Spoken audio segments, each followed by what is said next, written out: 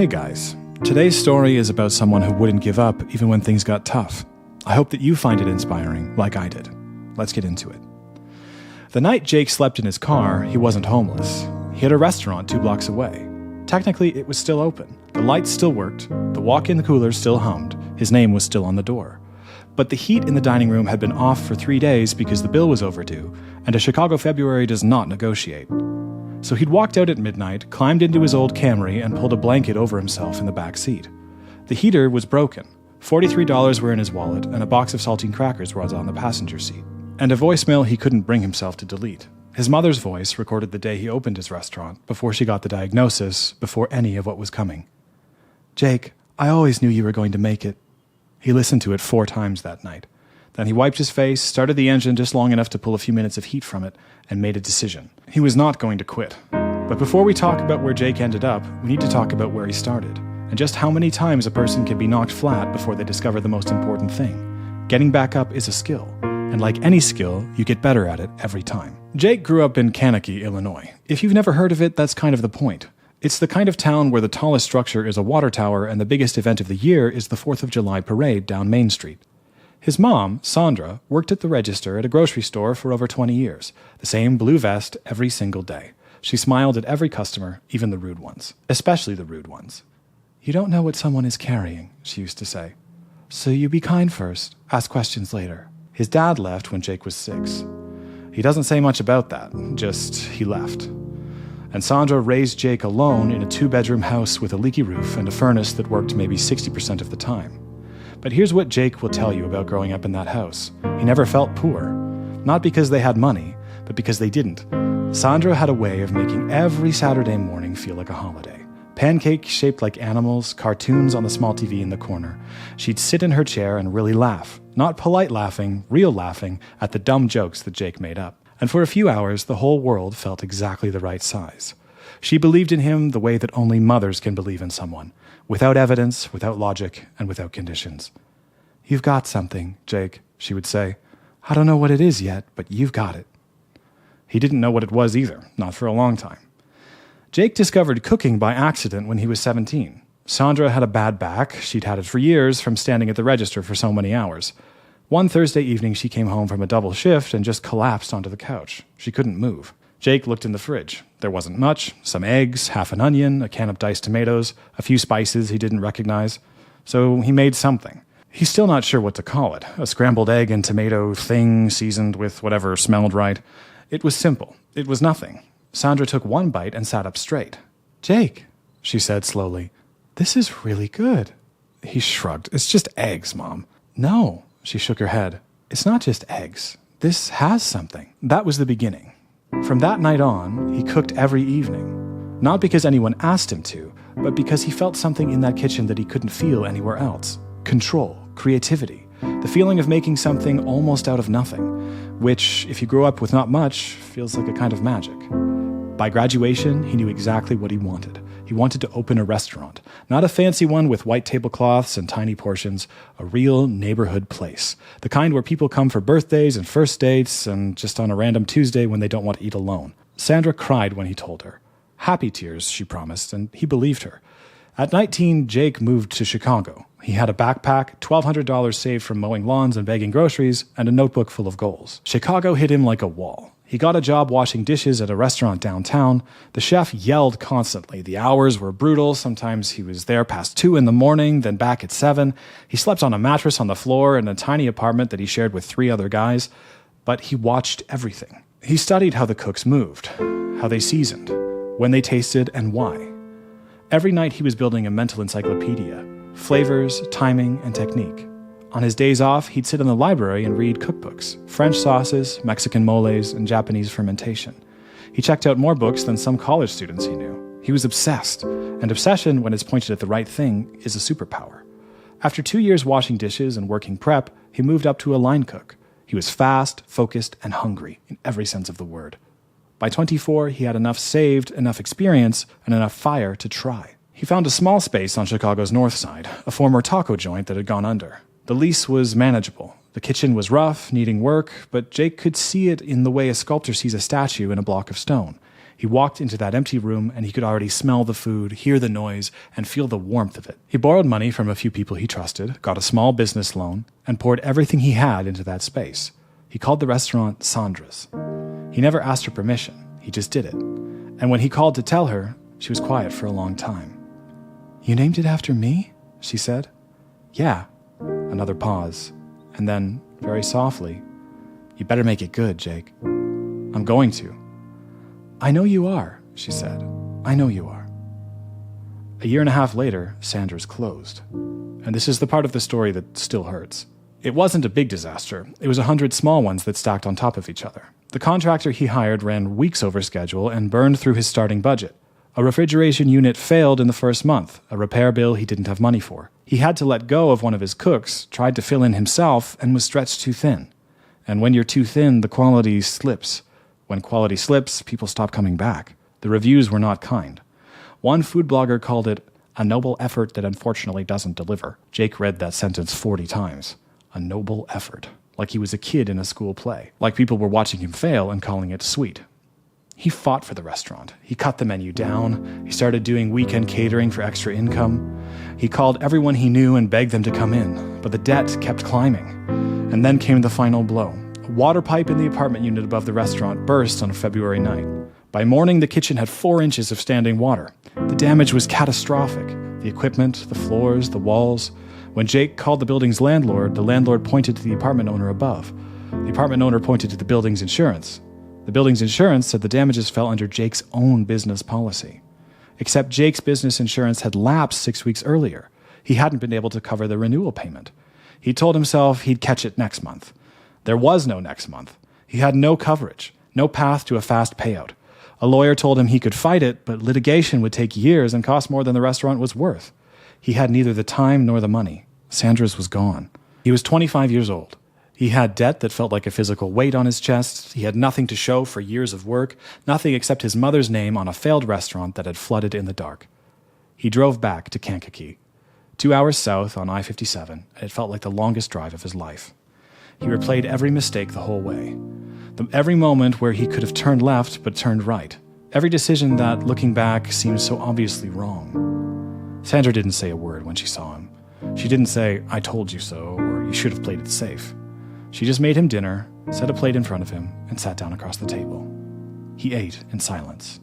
He waited for her to say something about the name, about the fact that her name had gone down with the restaurant, that it had flooded and failed and was gone. He braced for it. He deserved it. But she never said a word about it. Instead, after a long quiet, she said, "You know what's the difference between someone who makes it and someone who doesn't?" He waited. The one who makes it gets up one more time than they fall down. But for that next year, he worked at the same grocery store that she worked at. The same blue vest, the same register. He was 25 years old, standing 20 feet from where he used to buy groceries when he was a kid. He called it regrouping. But everybody knew it was giving up. The thing about giving up, though, after about a year, Jake couldn't stand the smallness anymore. Not the job itself, but the way his world had shrunk back down to the size it was before he'd ever tried anything. So he went back to Chicago. This time he got a job at a serious restaurant run by a chef named Dominique, the kind of chef who had seen everything and was not impressed by shortcuts. Dominique pushed Jake hard, made him redo dishes until they were right, challenged his instincts, called him out in front of the whole kitchen when he got lazy, and slowly Jake came back to himself. He was smarter this time, took a night class in small business at a community college, didn't just read cookbooks anymore, he read books about running a business. Cash flow, staffing, managing costs, how to read a lease, what business insurance actually covered and what it didn't. He made a different kind of notebook now, not just goals, but systems, plans, backup plans for the backup plans. He also walked into a small business development center, a free resource run by the government for people starting over. He sat across from a financial advisor named Carol, who spent 2 hours going through his old numbers from Sandra's, circling every mistake in red pen. It was humiliating, but it was exactly what he needed. 3 years under Dominique, 3 years of learning things you can only learn by doing them wrong the first time. At 29, he was ready. He found a space in Pilsen, a neighborhood on Chicago's southwest side. It was affordable, full of people who supported local businesses, who showed up for their community, real people. He called this one Jake's Kitchen. He figured naming it after himself would make him work harder, because his name was on the line. Because it was. The opening was everything he dreamed of. Lines out the door on weekends, a write-up in a local paper. He hired good people, paid them fairly, and stayed late every night, not out of panic this time, but because he genuinely loved being there. And then COVID hit. You lived through 2020. You don't need him to explain what happened to the restaurants. The dining room shut down. Catering dried up overnight. He pivoted to takeout like everyone else, but Pilsen wasn't a wealthy neighborhood. People were losing their jobs. They couldn't afford to order in. For over a year, Jake kept Jake's Kitchen alive on takeout orders and sheer stubbornness. He applied for every grant he could find. He kept meticulous records this time, every dollar, every application, every callback. He cooked free community meals when he could barely afford to because that neighborhood had shown up for him, and he wasn't going to disappear when they needed something. But it cost him in every way you can imagine. By late 2021, his reserves were gone. He had to let go of his entire staff, including Mia, a waitress who had been with him since the first week. He called each person individually. He told them he was sorry, and he meant it. He was cooking alone, doing deliveries alone, washing dishes alone, sleeping 4 hours a night. He lost 15 pounds. He developed the kind of exhaustion that sleep doesn't fix. And then he couldn't make rent on his apartment. He moved what he needed into the back of his car. He told himself it was temporary. He spent his nights in the dining room of the restaurant until the heat bill lapsed. Then he moved into the car. That was February. The crackers were on the seat, $43 in the wallet, and her voicemail playing for the 4th time. Jake, I always knew you were going to make it. He made a decision. He was not going to quit.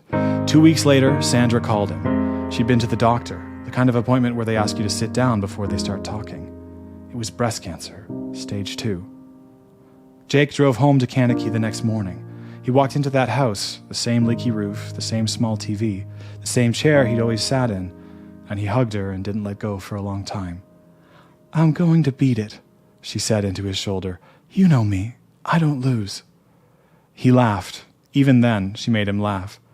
What followed was 11 months of the hardest kind of watching. He drove down every other weekend. He watched her lose her hair. He watched her get sick after treatments, the kind of sick that lasts for days. He watched her go from a woman who worked double shifts to a woman who sometimes couldn't get off the couch. He sat with her through the long gray afternoons when the TV was on, but neither of them was watching. He cooked for her every visit. Real food, gentle food, things that were easy to eat when everything tasted wrong. Soft rice, simple soups. Sometimes she'd take a few bites and fall asleep at the table. He'd cover her with a blanket and sit there in the quiet. One afternoon, during a hard week when the latest scan hadn't showed what they'd hoped, she looked at him from her chair and said, Don't you dare give up on that restaurant because of me. He didn't answer. Jake, I hear you, Mom. I need you to keep going, she said quietly. Because if you stop, I'm going to feel like that's my fault, and I've got enough to deal with right now. He drove back to Chicago that Sunday night with a headache and red eyes and something burning in his chest that wasn't grief. It was purpose. Back in Chicago, Jake did something he had never been willing to do before. He asked for help. Not money, not a handout, just help. He reached out to Mia first. He told her the truth. No spin, no false optimism. The restaurant was barely alive. He needed her back, but he could only pay her partial wages until things stabilized. And if she said no, he understood completely. She said yes without hesitation. He called Carol from the Small Business Development Center. She helped him restructure what little he had left, find 2 small grants he'd missed, and build a realistic plan. Not a dream plan, but a real one. He reached out to St. Anthony's, the church 2 blocks over whose congregation he'd fed free meals to during the worst months of 2020. He told them the restaurant needed consistent business to survive. They started ordering weekly family-style dinners, 40 people every Friday night. He called every former regular he could reach. It was direct. I need you to come in. Bring someone. Some didn't respond, but enough did. It wasn't charity. It was a community that had been fed for free when times were hard, and now they were giving back. A local food writer named Rachel had actually written a small piece about Jake's Kitchen during the pandemic, about the free meals, about Jake cooking alone through lockdowns. She reached back out that spring and asked if she could come write a follow-up. She sat at the table by the window, ate 2 full courses, and left without saying much. Her article ran 3 weeks later. People drove across the city to come and eat after that. Slowly the lights stayed on. The debt started moving. Then Mia came back full-time, and 2 more cooks. Sandra's hair started growing back. And one fall evening in 2022, Jake was alone doing prep before the dinner rush.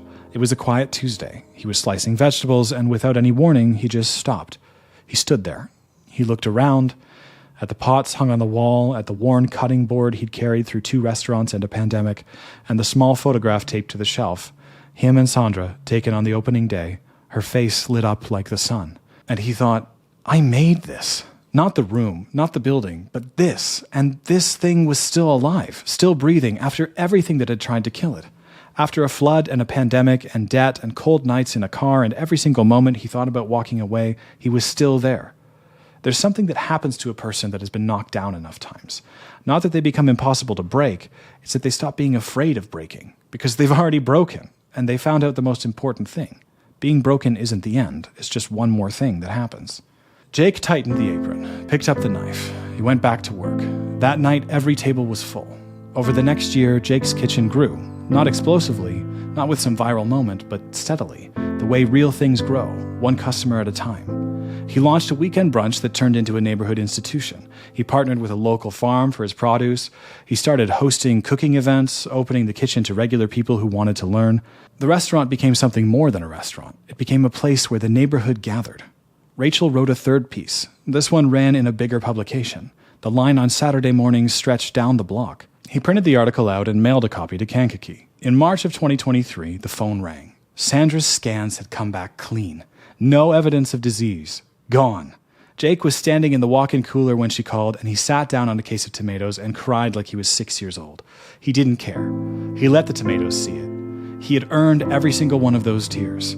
2 weeks later, she came to Chicago. Jake closed the restaurant for the evening. No customers, just Sandra, Mia, and a few of the people who had been there since the beginning. He cooked everything. Every dish that mattered to him. The egg and tomato scramble that started it all, now refined into something beautiful and deliberate. A slow-cooked lamb dish he'd been perfecting for years. A dessert he'd first imagined as a kid in Kankakee, eating cereal on the couch while cartoons played. And Sandra sat at the table by the window. The same table where Jake had once sat alone at midnight, staring into the quiet street below, trying to decide if he had anything left. She didn't talk much while she ate. She just moved through the food slowly, looking up every few bites to take in the room. The walls he had painted himself, the menu he had agonized over word by word, the warm lighting, the soft sounds drifting from the kitchen. When her plate was empty, she put down her fork. She reached across the table and took his hand. "Jake," she said. "Yeah?" "You did it." He couldn't speak. She looked around the room one more time, slowly, like she was trying to memorize it. "I always told you had something," she said softly, "but I didn't know what it was going to look like, and I didn't know it was going to be this real." So, that's the story, guys. Let me know what you think in the comments below, and if you like content like this, subscribe to the channel. I'll be posting more great stories every week. Thanks for watching. Bye for now.